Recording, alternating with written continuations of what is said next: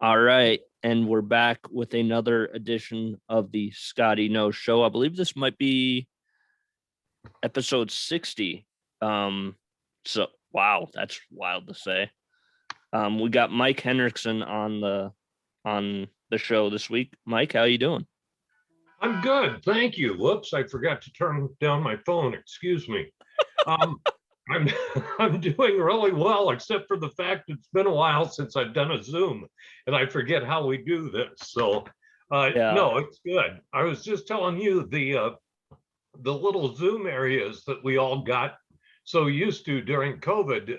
Mine had fallen into disrepair, and I had to clean a bunch of junk out. So that's why I'm a couple minutes late. Sorry about that. Oh no, it's fine. It's fine.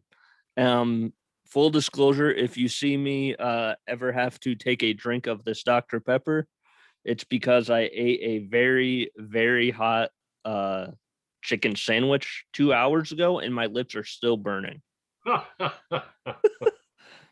So that was a little challenge from one of the wrestling coaches in the area. That's Coach Lewis. I don't know if you've ever had him on the show, but We might have 12 years. We're coming up on 12 years. We've had an awful lot of folks on.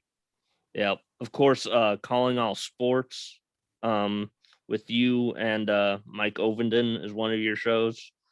You used to have the South Dakota Sports History show, correct? I did. Yeah, it started out as Sports Max in 2007. I left KWSN. Tom Maxwell had passed away in 2001. It had been his show and had gone through various alliterations. His widow had it for a while. The great Jim Thompson had it for a while. But Sports Max eventually morphed into the South Dakota Sports History Show, which I've been doing for the last 2.5 years. Unfortunately, that went away here the first of this year. Yeah, and of course you have a book you've been selling. I believe is it volume 2 now? Are we up to volume 2? Yeah, I've actually it's kind of odd, Scotty, because you write for a living, and yet I sometimes get introduced as an author. My first book was First Person Legendary South Dakota Sports Stories, which was a compilation of interviews that I've done with South Dakota sports folks, obviously. And then the last two that we've done, Cindy Bahi, who used to run the um, Casey Tibbs Museum out in Yes. Fort Pierre. Cindy moved to Sioux Falls, and she and I have been friends for a long time. And she approached me on doing a book that we ended up calling Genuine Journeys of Life. It started off, it was going to be everybody's funniest story, but then we kind of decided to take the Jim Valvano ESPY speech approach. If you laugh, if you cry, and you think, you've had a full day. And the good news is, along came COVID, and all of a sudden, people had time to write down those stories.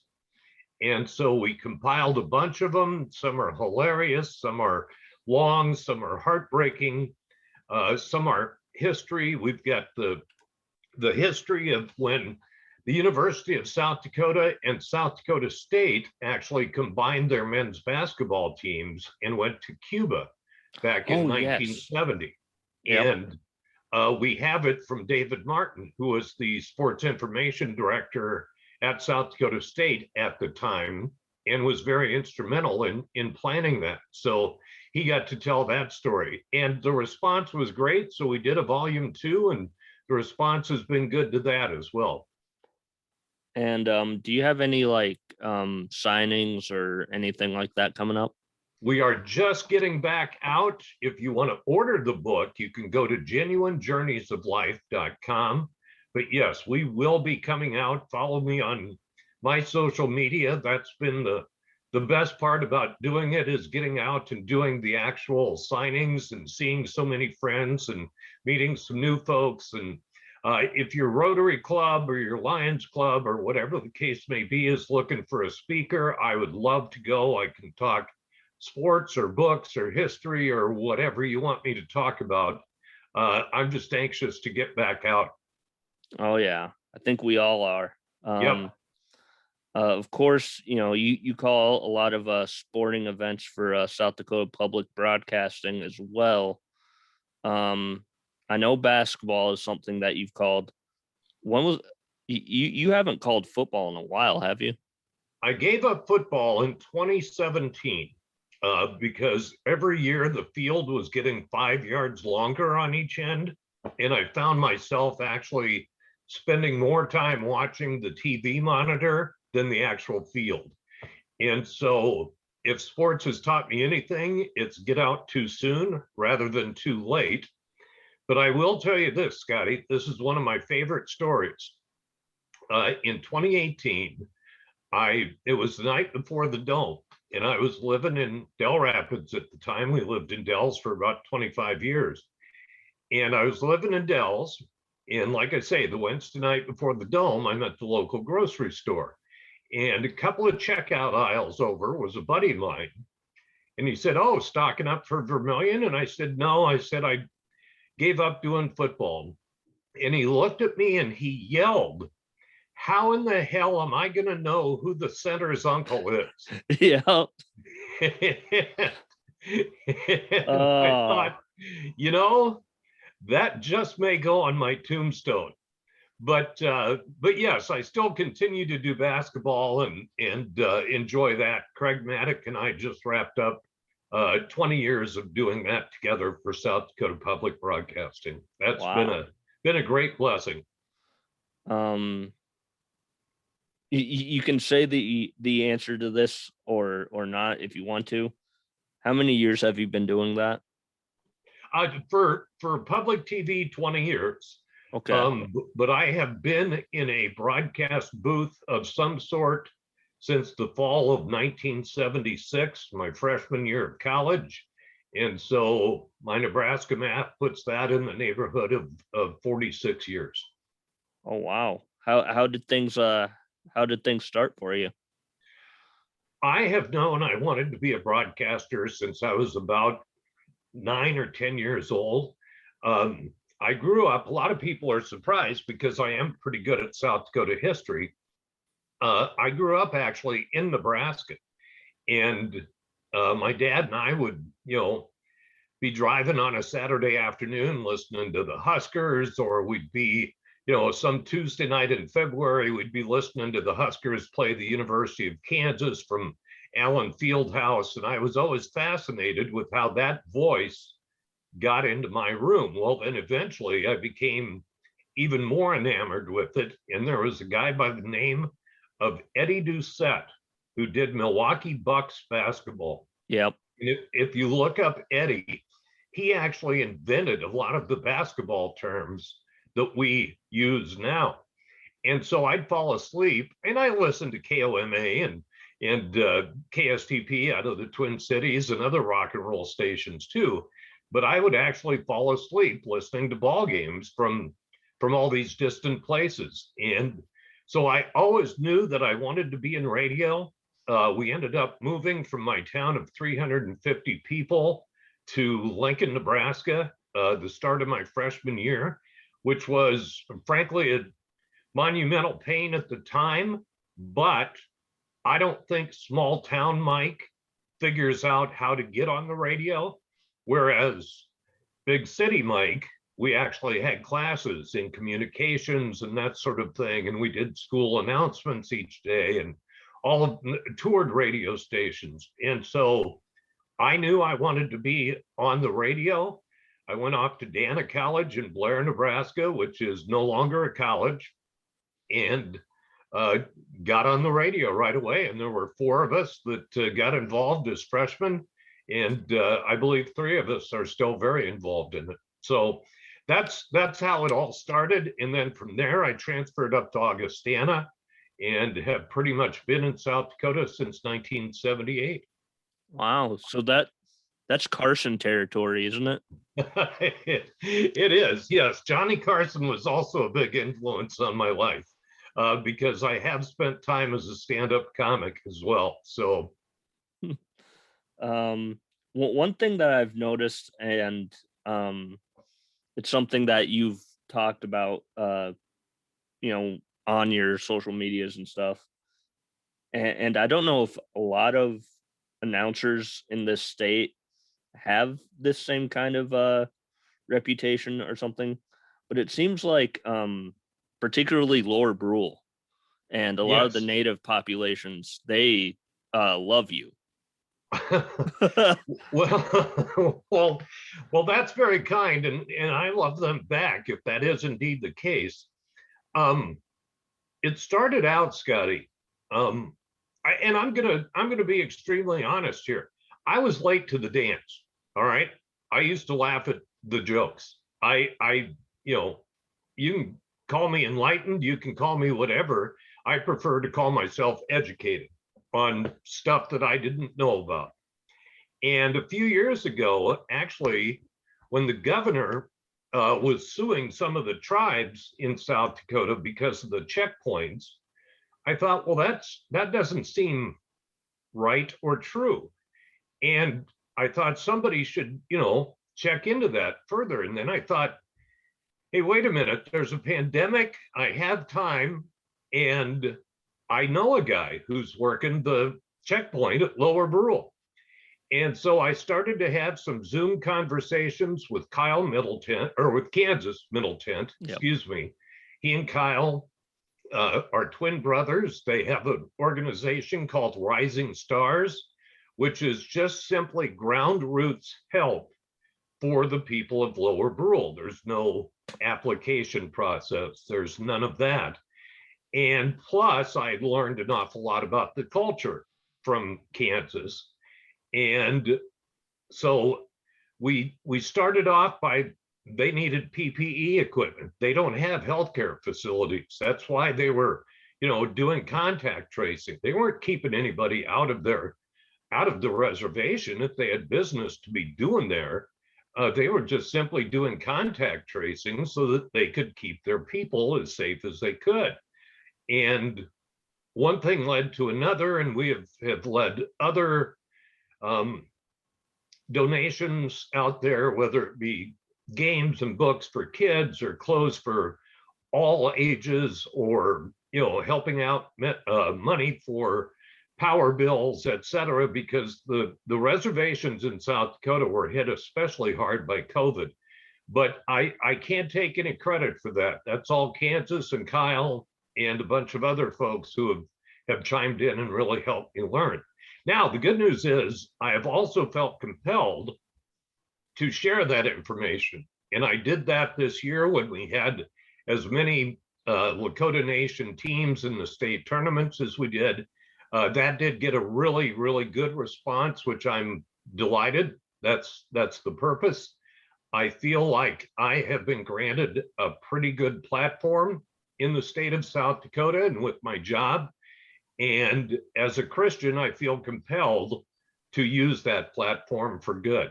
So that's what I've tried to do. That's kind of how it's led into my relationship with the folks out at Lower Brule. Obviously, I went to school with the athletic director at Lower Brule, Jalen Youthy. Right. And we would sometimes play against them. Lower Brule and Lyman County, same county. Right. And then, on to my Hill City days. Hill City was conference. I don't even think we would consider ourselves rivals because we just loved playing each other. Red Cloud. Sure. We loved playing Red Cloud. It was a fun atmosphere down in Red Cloud. Right. So I've learned a lot about Native American culture. My nephew is actually, I think, half Native American because I think his dad is Native American. So, okay. Well, one of my, I have like, I think the actual number is like 8 nephews, but it feels like 25 sometimes. As long as you can still name them all, that's the key. Oh yeah. Yeah. The thing is I have to go by. I have 3 siblings, and I have to go by sibling in order to name all the kids. Who does that one belong to? Yes, my buddy Mick Gary, who was at the Argus for a lot of years, comes from a very large Irish family in Austin, Minnesota. and he's similar. I think he's got like 20 some nieces and nephews, and he says every now and then I just have to stop and go, which one does that belong? So yeah, I understand. Yeah. I seem to remember you and I having this conversation one time because I was reading a book called Paper Lion. Are you a Lions fan? I am. Oh, that's got to be a tragic existence. Scotty, a lot of people think about what they would do if they had a time machine. And obviously there's all sorts of applications you could put to that. One of the things that I would definitely do is I would stop myself from walking into the Mazda Theater in Aurora, Nebraska in 1969 and seeing Alan Alda playing George Plimpton in the film adaptation of Paper Lion, because I didn't really have a team. And so I latched onto the Lions, and I had no idea the lifetime of misery and disappointment I was setting myself up for. So that's one of the changes with the time machine. I'm not going to give them up now. I've got way too much, invested. And look at what Cincinnati did last year. That gave me some hope. So yeah, I'm gonna keep riding the Lions bandwagon. All right. Which, by the way, has plenty of room for any others that would like to hop on that bandwagon. Yeah, I mean, there's you, there's Coach Steele. Here Oh, in is Steve is he a Lions fan? Yeah. Well, he's from Michigan. Good. Yeah, that's right. Okay. Yeah, well, good. And then of course Stu Whitney, and those two. I don't think Stu and Coach Steele like each other very much. Well, but Stu is also, he comes by it honest. He's a Michigan native also. So yeah. Did you go to spring training early, like 2 weeks ago or something like that? I did. Yeah. I talked about those freshmen that all got involved in the college radio station. The guy that was probably the best of it, my buddy Bruce, he got out of radio at a relatively young age and ended up essentially retiring from the business world at the age of about 50. Well, a few years ago, he moved down to Phoenix. And one of the first things he did was call me and say, hey, I'm living in Phoenix. If it works out, come down. We'll go to some spring training games. You can come down and hang out. Well, I've done it. I think this was my 5th year of doing it. 2 years ago, I actually got lucky because the state tournaments and spring training were ending the same weekend. And so that didn't work out. And as we all know, spring training got canceled that year, as did the tournaments. And then last year, it didn't work out either. So yes, this year it worked out again. I went down and spent 6 days with my buddy Bruce, and it was just a ball. And one of the other guys who is also still in radio, he was down there the first few days of the week. And so I had a little overlap with him, and so we got to see him too. And yeah, it works out great. If I had to pick one, if I would have had a career goal at one point, I think doing play-by-play on Major League Baseball would have been it, because of the fact you are actually in a town for 3 or 4 days. And I'm kind of a history nerd. I love museums. I love, concerts, as I get, a hard time on social media for. But so to be able, as opposed to football or basketball, where you're in for 1 day and then you're gone, with baseball, you actually have some time to discover the towns and cities that you're in. And when you're home, you could be home for 7 or 10 days. So I think that would be one of the ultimate jobs.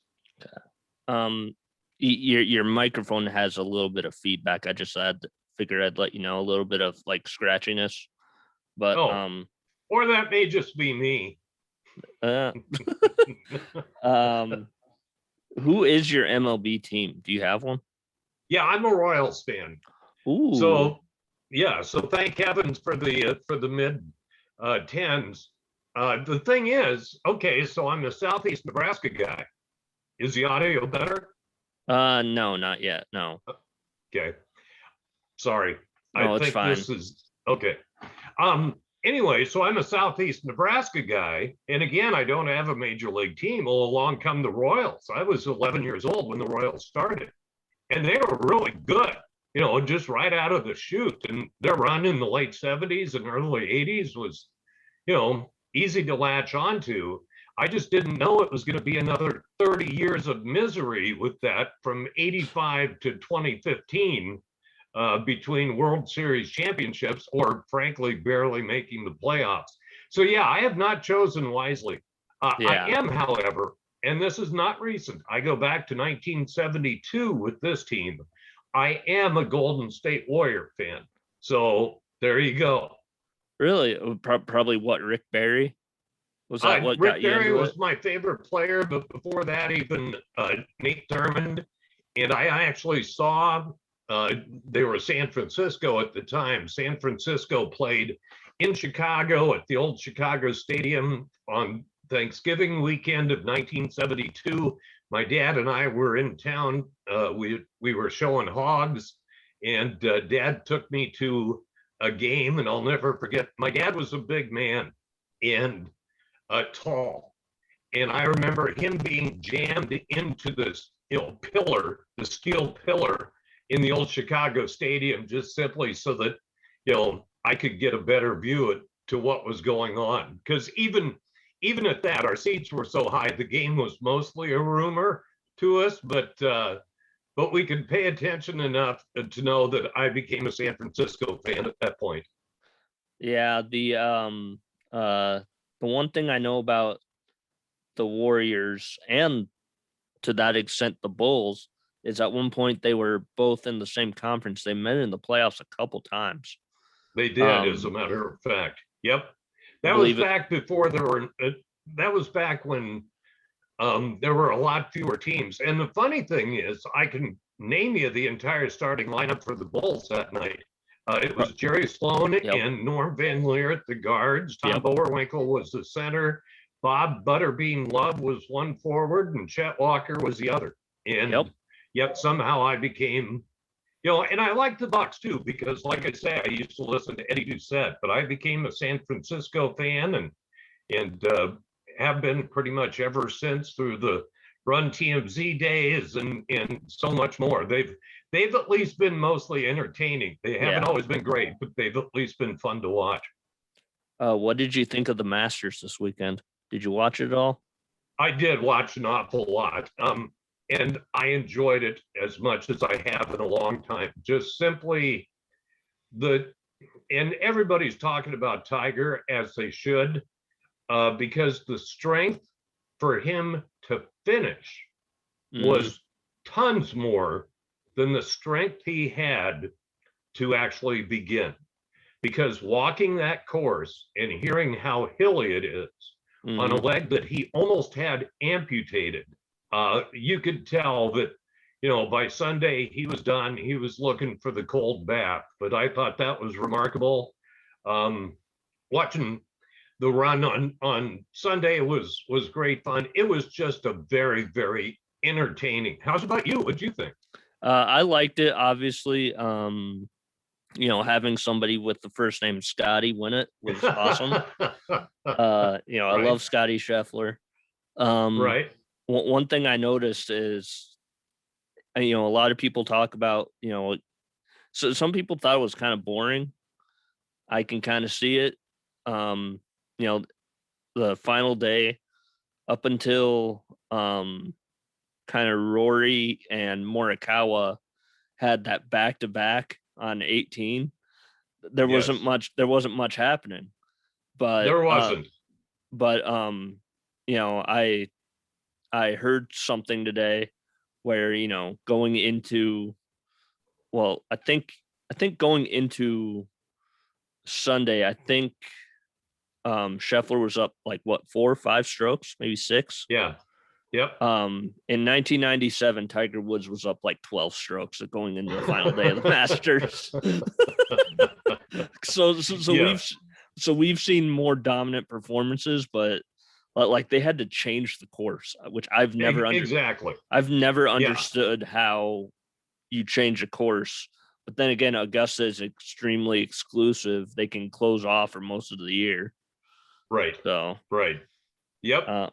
Yeah, like, yeah, you're right. We've seen more dominating performances. There wasn't a lot of drama. That's when you need to just start paying attention to like the races for fourth and fifth, for the guys trying to make a darn big check.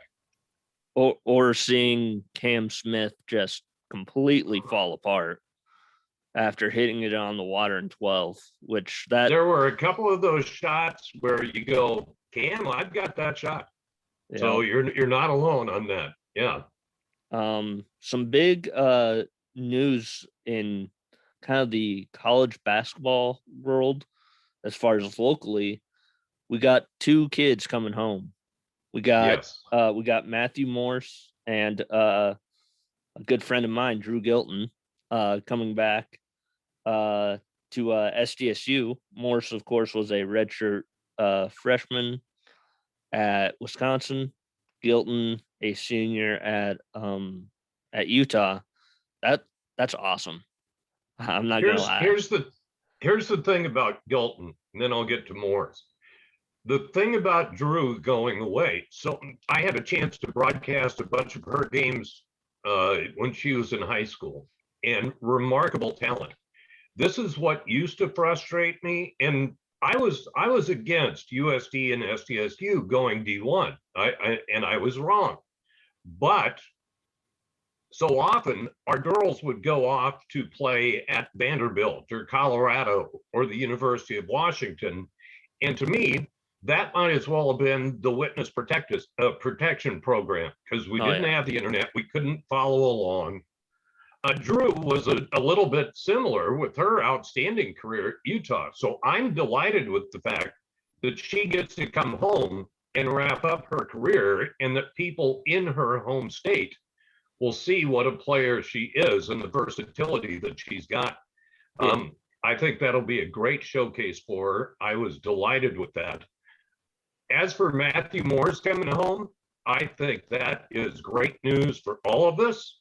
I could live with him going to Wisconsin because I'm a Nebraska guy. I pay attention to the Big Ten, and I was bummed that he didn't play this year, but now I'm delighted that he redshirted instead. So he'll have 4 years for Hendo at Brookings, and I'm being around this long, I get asked this all the time: who's the best high school player you ever saw? And I'm not saying that he's going to have Mike Miller's career or Eric Piakowski's career at all. But Matthew Morse had the best combination, and Patrick Duffy gives me a hard time about this all the time. But he's a kid. But Matthew Morse had the best combination of skills that I have seen in any high school player in South Dakota. I'm not saying he's the best. I'm not, predicting what his future holds. But with the combination of skills that he has, I can't wait to get back to watching it. Oh yeah, we're gonna talk more probably about Morse later on in the show, in a little segment that I have listed on here. Sure. But then I saw earlier today, yes, it's just an offer. What weight you put into an offer is whatever. But JT Rock out of Sioux Falls, Lincoln, I believe it is. Yeah. The 7-footer. Right. He received an offer from Purdue. Wow. Yeah, he's piling them up. And the thing is, what's really funny is, he wasn't on the varsity last year. No. And so I got to be honest with you, last summer, when I'm hearing about the 7-foot, sophomore to be at Sioux Falls, Lincoln, I thought, first of all, oh, that can't be right. Or second of all, I thought somebody had a huge growth spurt or whatever the case may be. But big men always develop their skills slower than smaller players. That's just a given. I don't have the slightest idea why. And it's not true, obviously. That's very broad brush. But yeah, I can't wait to see what what he develops. But I think it was Bill Russell that originally said you can't teach height. And that's Yep. where JT Rock comes in, because he's a legit 7-footer. Mm-hmm. He's got a huge wingspan, and he is really working on his skills. It's going to be fun to watch him continue to develop. Yeah, he made a game-winning 3-pointer in the state tournament. I don't remember who it was against. That's right. I'd forgotten that. That was the only bad thing. When we did the boys A, it was out in Rapid City. Yep. And so consequently, we're an hour behind everybody. I knew less about the A tournament and the B tournament this year. I mean, obviously I heard scores and, some anecdotes and stuff, but I never got the opportunity to watch because we're at the arena, 90 minutes before we're going on the air, and all of those games are done. So yeah, that would have been something to see. Yeah. I believe you just I don't know if you want to say upgraded is the right word, but you now no longer have a Buick LeSabre. You have a Chevy Equinox. How's the Equinox treating you? Excuse me. Yeah, my wife is an educator, and I'm a radio guy, self-employed radio guy, and so consequently, we didn't pick the highest paying professions to go into. And about 20 years ago, I bought a used Buick LeSabre, and it was about a 92, 93, something like that. It had 75,000 miles on it. And this is back in the days when I was putting on an awful lot of miles on my car. It finally blew up with like 245,000 miles on it. And I thought, well, I'm getting another one of those. And so literally, I have owned Buick LeSabres with varying degrees of success. Some have lasted longer than others, but overall, it has balanced out for 20 years. So but I knew that I needed some brakes, et cetera, on the one that I had that was 2 years, 20 some years old, but that I had the last 2 years, and took it to a mechanic, and he said it was going to be $1,500, and I didn't want to put $1,500 into it. And he said, if you ever look to get rid of this, let me know. I'm, can always use a shop car, and just all people around. And obviously he can fix it a lot cheaper than I can. And so consequently, I decided if there's a point in my life where an auto mechanic is going to give me money, I am going to take it. Mm-hmm. And so started looking around, and I ended up finding I've kind of wanted to cross over for a while, and I found a Chevy Equinox, and it met the criterion and the price point that I was looking for. So it's not new by any stretch, but it's a new adventure for me. One thing that you talk about sometimes is your Tremors that you have. If you could, the Tremors. Oh yeah. If you could talk about that for a little bit. Oh, I'd be happy to. I just don't want people to be uncomfortable with it. No. What I have is called Benign Familiar Tremors, which means it's a pain and a malady, but it's not a disease, and it doesn't lead to other things that are more serious. My handshake, sometimes it works its way into my voice. It is simply hereditary. My brother has it, not to the degree I do. My dad had it. My grandma, my great aunt Bess, my sister Kay is kind of the unofficial historian, and she will tell you that great aunt Bess probably had it the worst of anyone. But I'm second on the leaderboard, and I'm coming for you, Aunt Bess. It is just simply, and some days are worse than others. When I get tired, when I'm hungry, various things, my handshake. But again, I've been public with it because I don't want people to think that it's Parkinson's. It is not. Yeah. I don't want people to think that it's something serious. But at the same time, Scotty, I'm on statewide public TV holding up a microphone and interviewing people. And that microphone sometimes is shaking pretty good.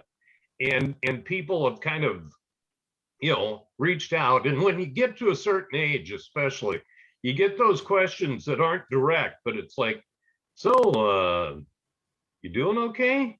It's kind of the back door. People are concerned, but they don't want to come right out and say anything. So yes, I have tremors. I'm on some medications for it. We're working to find what the best medications are. My doctor several years ago said it was simply going to be a pain in the butt type of situation. When it got to the point where it was a pain in the butt, we will start doing something about it. And so we did a few years ago. But that's, like I say, I just want people to know that, I don't have the whiskey shakes. I don't have, any of the other maladies that it could be. It is simply an inherited situation. With that, probably not now, but have you ever thrown out a first pitch? I have, yes. And I should have gone fastball instead of slider because it was a little bit in the ditch or in the dirt. No, yeah, a few years ago for the Sioux Falls Canaries, I've done it a couple of times. So that's very fun. Yeah, we were talking about that the other night, weren't we? Mm-hmm. Or somebody was anyway on social media. Have you? I've thrown out one first pitch in my life, and it was like have you ever seen the clip of Garo Yepremian trying to throw a football? Yeah, it looked like that. It was bad. I have, and Scotty, for somebody your age, that's way too hip of a reference. That's going deep in the archives there, Scotty. Yeah, 1973 Super Bowl reference right there. But what movies do you like to watch? Because Field of Dreams. Really? Is that your top? Is that your top movie? Yes, greatest movie ever made. But there are various movies that I'm a big comedy fan. Love historical dramas. There are certain movies though that if it is on, if I am channel surfing and it is on, That Thing You Do, the Tom Hanks movie, that gets me to stop every time. There has never been an actor who chewed up the screen with limited lines like Stephen Zahn did in That Thing You Do. He was hilarious. Love that movie. Obviously, most of the baseball movies, Bull Durham, etc. But to me, the best movie, my favorite movie personally, is The Field of Dreams. Just this past summer, my wife and I were there for the second time. They now let you actually tour the house. They have restored the house to the way it was during the filming. And so you actually go in and you're looking out the window onto the field. And it's the best $10 I've ever spent, believe me. Wow. Yeah. One thing that I know that you enjoyed that I do sometimes is music recommendations for you. Oh yeah. Love them. So I have a few, and you'll notice a theme for the first three of them. Okay. I'm trying to find a pen. Oh, go ahead. The first one, I don't know. I think it might be called Strictly a One-Eyed Jack is the name of the album, but it's John Mellencamp's new one. Yes. I've heard a couple of cuts. I have not heard the entire thing. Thank you for reminding me of that. But he, his voice, in an interview, he said something about, you can totally tell that I've been smoking for the majority of the past 50 years. And it's like, yeah, you can.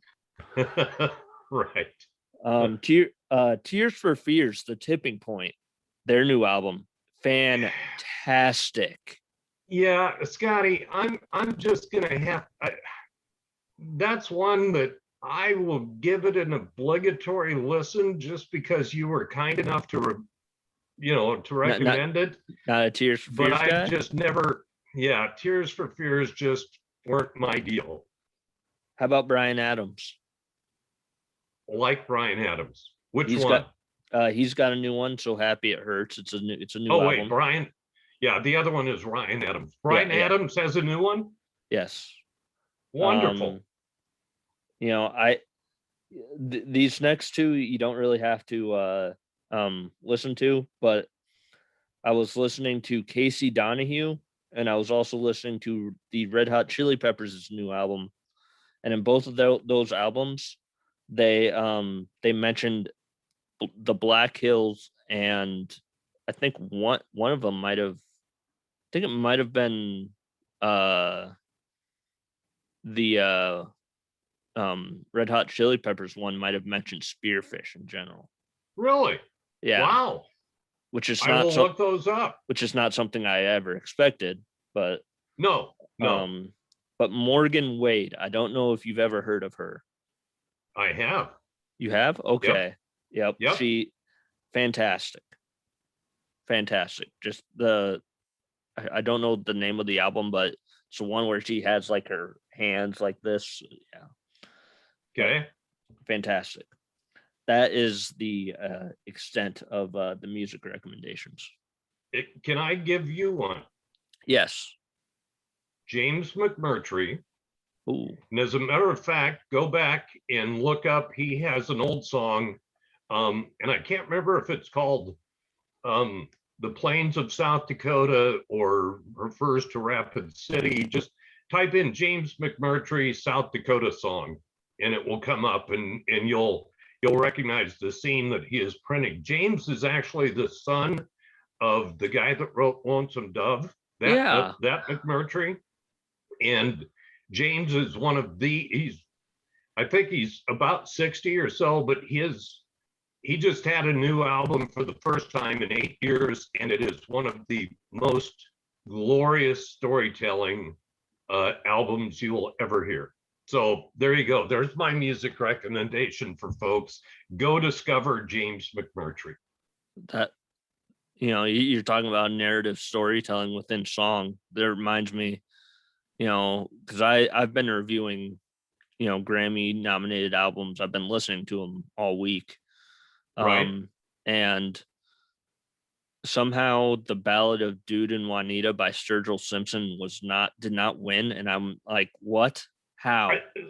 That's brilliant.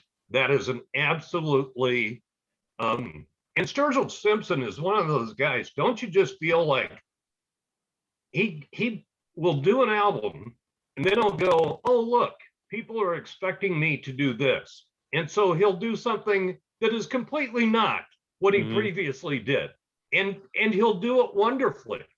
It's pretty remarkable. Yes, Yeah. I love that. Yes. And I think he might be. I think he has to take a little bit of a break, extended break. I think he has something with his throat now. Oh really? Like something with his vocal cords. I don't know what it was, but I think he's had to take a break for a little bit. Well, he turned out an awful lot of tunes in a very short period of time with the bluegrass covers of his own songs and those types of things. So, well, good. Let's hope he gets back on the mend because that's a great voice. Okay, so this next one are this, we have we'll have the kind of the top 5 segment, or the starting 5 segment is what I'm going to call this. But before Okay. that, I don't know the name of all of your grandkids, but I know the name of one. How's Caleb doing? Thank you so much for asking. Caleb has been diagnosed as officially as you can be diagnosed with a disease called POTS. And my daughter decided to go public with that about a year ago because they were pretty much at their wits' end. And by them going public, all of a sudden, a lot of people said, hey, they'd tag you on Facebook and say, hey, Scotty, isn't this, your niece? Or, just as an example. And so it has become pretty public. He is an eighth grader. He's trying to be as normal of an eighth grader as he possibly can. But, and I can't tell you what POT stands for, and I won't begin to describe the various symptoms, but a lot of days, if he is actually physically able to move, because he has finally gotten enough blood circulation by 3 o'clock or so in the afternoon, that's a good day. And then on some days, he's back to being normal, he looks normal, and he'll take part in some physical activity, which frankly, people get ticked. But at the same time, if he can do it, he deserves some sense of normalcy, whether that's going to an SDSU game or, playing baseball, whatever the case may be. So it is a very tough thing, and we're seeing where this leads. It's going to be a journey, but thank you so much, Scotty. I greatly appreciate that. And POTS is rapidly showing up in a certain preteen and teen age group just over the course of the last 2 to 3 years. So just be aware that that's another one of the lexicons we're going to get into our vocabulary, POTS disease. All right. Kind of a rough transition here, but that's all right. I want you and me to kind of discuss who our starting 5 all-time players that we've seen play in high school, South Dakota high school basketball. Do you want me to go first? Yes. Okay. Starting point guard. I'm going back a little bit. Now, of course, I'm younger. Not as far as I am. But I'm going back to like early 2000s, going to Spearfish. I'm going Matt Martin. Not a bad pick. Not a bad pick at all. My shooting guard, King Louis Krogman. I have to have Louis on the team. Right. Small forward, I'm going Tony Fegan. Ooh, that's a good one. I know. A lot of people would be like, "Oh, why Tony?" Well, first of all, wonderful guy, has always been nice to me. Because me, like he was in college at the same time I was in college, was always nice to me. I tried not to pick anybody that I covered, honestly, but Morse is on there. Right. Yeah. Yep. Has to be. And then lastly, I need a center. I need a big guy. Who better than the guy who kind of really got me into wanting to play basketball as a kid, because I was probably about 5 or 6 when him and the Lyman Raiders were doing damage. I'm talking Cody Vollmer. Right. Cody could play. There's no question. Well, I've been lucky because I've been around longer. So I'm this is just completely off the top of my head. You got to go with King Louis. Plain and simple. Matthew Moores, Eric Piakowski, Mike Miller. The 5th one would be tough. As far as high school kids go, though, not basing it on their further career. Oh, come on. I can't think of his first name. Schaefer, one of my all-time favorite. Oh, was it Troy? Yes, Troy Schaefer from Pierre. How did I know that one? Yeah, no kidding. In my opinion, Troy Schaefer of Pierre was the best high school basketball player that South Dakota ever had that didn't play college basketball. He chose to play football instead.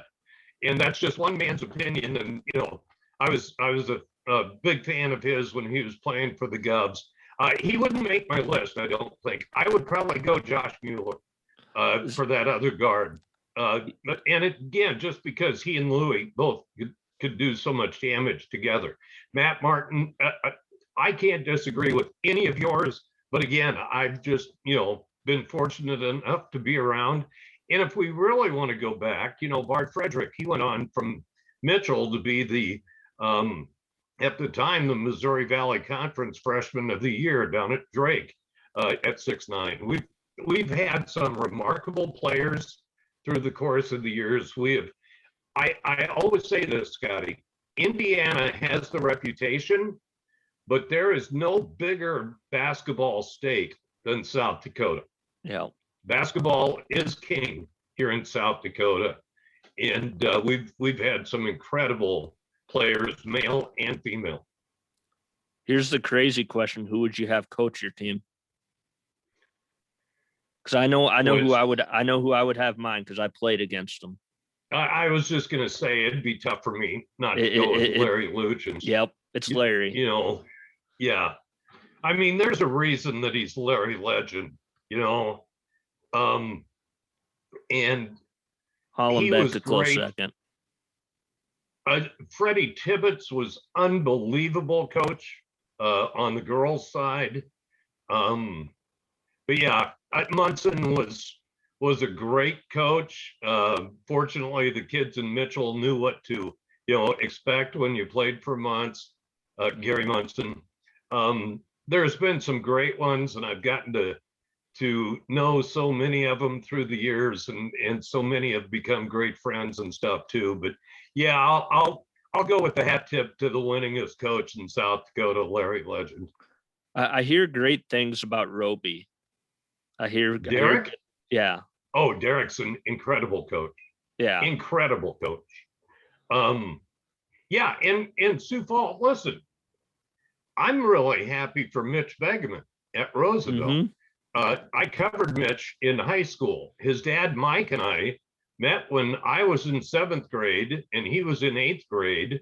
I think that's what the grades were, at a University of Nebraska basketball camp. And then I moved up here and he was going to Augustana, and so was I. And we've been great friends ever since. And his dad was a heck of a coach. But to see what Mitch has been through with that program is just remarkable. Our friend,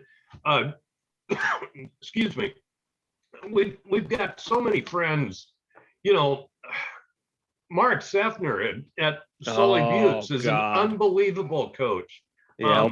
And such a gem of a human being. I feel like if I start going down that list, I'm going to leave somebody out. So we'll stop there. We'll stop there. Cooper Garnis. I'm just going to throw that out there. Cooper was a fun player too. He and Keith Moore were probably the most dynamic high school backcourt I've ever seen. Really?